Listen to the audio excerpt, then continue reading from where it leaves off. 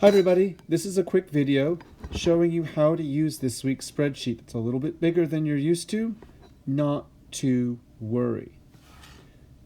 Right here, you've got mass versus height.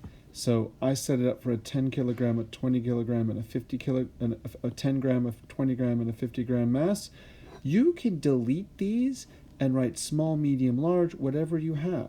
Maybe you don't have a way to take the mass of your objects. You've got your trials, and then as long as you put numbers in these boxes, the average will calculate automatically. This table is if you're using starting height versus peak height. And again, I filled in 10, 20, 30, 40, 50 centimeters. You can use more, fill in your trials, and as long as all you put in here are numbers, the average will calculate automatically. Finally, this table is for those of you who chose to use the distance from the fulcrum versus the height. Again, I pre-populated it with 15, 10, and 5 centimeters from the fulcrum. You can choose different distances, and as long as all you put in here are numbers, down here, the average will calculate by itself.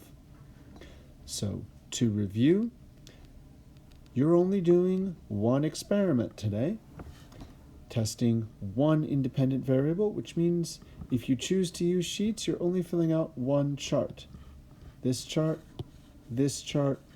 or this chart. You do not have to fill out all three charts.